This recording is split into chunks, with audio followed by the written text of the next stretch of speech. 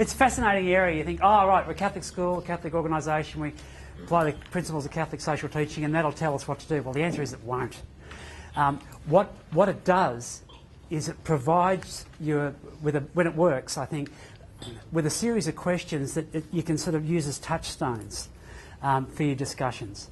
Because you'll find in some issues, some principles may, LES, be in conflict with others. And that's and you've got to make a line decision there, you know, in terms of questions, for example, like equity and the common good, or between the human dignity and the principle of association and so on. So what I'd like to do now is to share with you just really a bit of a potted summary of each of these, and then invite you to go back into your discussion that you've had already and see where what you've been talking about, in fact, your policy recommendation that I'll invite each group to speak to at the conclusion of this particular activity, how it reflects some or one or a couple of Catholic social teaching principles. So that's the idea. Right, let's make a start. Catholic social teaching principles provide us with a guide to the questions that we should ask about things, about the way things are governed, about the ways that we make policy, about the results of our actions, and what good has come from them. How successful have these actions been, or will or might they be, if we're recommending things, in light of spreading the good news? And they're founded around, there are a number of different conceptions, but the idea of the 10 building blocks is a manageable number, and it fits in with Bishop David's love of things in tens. But it's come from a different source, but a related one. Number one, principle of human dignity, that we are made in the image and likeness of God, and that was brought home beautifully to us last night, and in the prayer and the reflection before dinner. And therefore we deserve respect. God doesn't make mistakes, I think I heard Bernard say at one point. And that applies to us, and it applies to our students. So even the most obnoxious, or even the most shy, or the most outgoing, or the ordinary student that we don't really know all that well, because they're not a trouble, but they're not a shining light either. They have dignity purely and simply because each of them, and we, are made in the image of likeness of God. The sacredness of human life, as the teaching goes, from the moment of conception to the time of natural death. And there's a lot in that, as you can imagine, you know, with abortion and euthanasia in the health series scene, but policy. But in an education sense too, it's for us, we can look at that through an educator's lens and say that what we are hoping to do is to enable our students to bring out the gifts so that they can enjoy dignity through life and be able to develop the sorts of gifts that will be able to serve others, their families and their community and their society. The third is the principle of association. It's fair enough for people, in fact, getting together is an important thing. Feeling part of a group is an important thing. No person is an island. We are social beings, and it's a good way to be. If we were all hermits, we'd have no community. We just have individuals. But we are social beings, and we have a right to get together. So a Catholic social teaching is something that's along these lines. The principle of association celebrates that. As a staff, here we are. We're talking about a student group.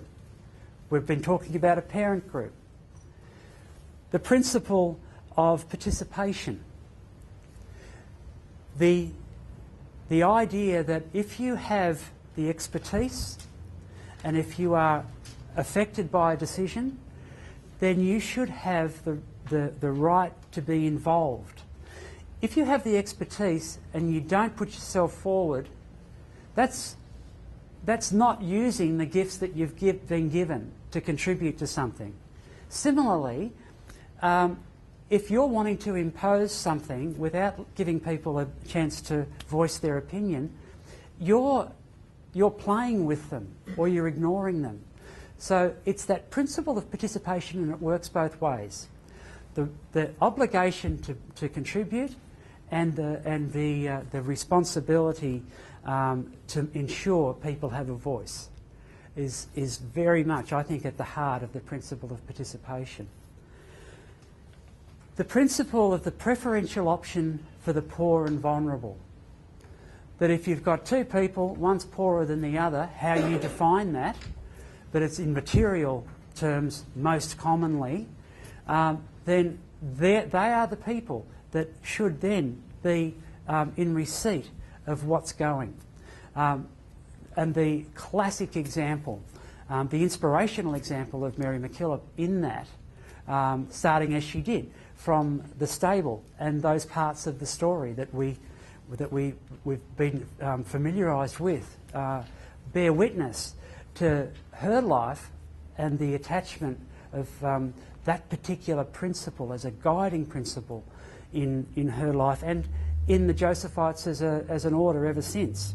And those of us that have worked with Josephite nuns, those of us that have been educated, those of us that are in Catholic education, we live with that as a principle, which is sometimes very difficult to live with. Didn't say this was easy, but it's a very, very powerful one. Number 6, that we need to stick together, and we have a responsibility for looking after one another. Some of the readings talk about, well, in fact, we are our brother and our sister's keeper. And that's really very close to looking after the poor and vulnerable, but it's about sticking together as a staff, as a school community, that what brings us together is much greater than what divides us. And Solidarity movement in Poland as an example of that is a political movement, but it goes beyond that. It's actually about the fact that we are part of the human race. We are created in the image and likeness, and so on, so that we have that that quality and that challenge to look after one another. Stewardship is again a responsibility that we need to think about. And the bishops lately have been talking about more recently about the stewardship of the environment, but it's really it's a broader aspect of looking after what we've been charged with responsibility for. That we leave Catholic education at least as good, if not better, than how we found it. If we're being stewards, what we're doing is that we're maintaining, sustaining, developing the Catholic life and mission of the schools, so that we move into this networked school community that we were talking about before morning tea with a vigour that can say, right, we can hand it on to the next generation. So stewardship is as much about stewardship of our role and our organisation as it is for the broader aspects of stewardship as it applies in Catholic social teaching to the environment. It's passing on. Then we move into the latter two. The principle of human equality is about, do we treat people fairly? Do we treat equals equally? And do we treat unequals unequally? That's a bit tricky, but what it means is that in the end, are we fair? Are we being fair? Are we giving more time to two students that are essentially with the same need? Are we giving more time to one than the other? Or if we have students with different needs, different demands, are we giving too much time to one and not enough to the other? Those are questions. They won't give us a formula, but they'll raise a question for us. And then the last is the principle of the common good. I've left one out of there. It's the principle of subsidiarity is the principle number 8. The principle of subsidiarity, the idea, so I think it's very clever and very perceptive Catholic social teaching principle, this one. It's about not centralising anything more than you have to. In other words, another way of putting it is to allow, in fact encourage, people who are best able to make the decision to make it without interference from higher levels in the organisation. The argument for subsidiarity is really an argument against totalitarianism or over-adherence to a hierarchy of authority. And so you can imagine that this is quite a contentious principle, the principle of subsidiarity, because it's about making decisions at the appropriate level. You don't centralise any more than you need to, and you don't decentralise any more than you can afford to. And so what we're trying to do here is trying to balance discretion for people to do things, like the way you teach and what you teach, with the need to coordinate and demonstrate that the school as a whole or the system as a whole is accountable to the people who provide the resources. So it's a tricky one, but people say, yes, subsidiarity is a good thing because it says, well, you've got to err on the side of the individual rather than the structure. Because if you worry too much about the hierarchy and the structure, you actually can depersonalise things to the extent where you neglect the dignity of human life and all of the other aspects of Catholic social teaching. And then finally is the issue of the common good. And this is again a really challenging issue because it's about the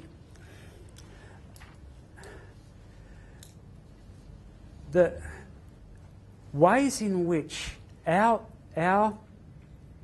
work serves God in all its breadth. It's not another word for the greatest good for the greatest number. It's more about what in the long term is going to advance the goodness of the community. And that may well not be the utilitarian greatest good for the greatest number. Because if we did that without looking at Catholic social teaching, we probably wouldn't have any Aboriginal students, any students with learning disabilities, any students with behavioural problems, any of students with anything that was exceptional, because it might slow Mike down in his reading, or it might affect so-and-so with... thanks. It might affect so-and-so in terms of his relationships, or it might mean that we have to spend $150,000 on a lift instead of buying readers. And all of these sorts of things come into play when we get stuck into that last principle.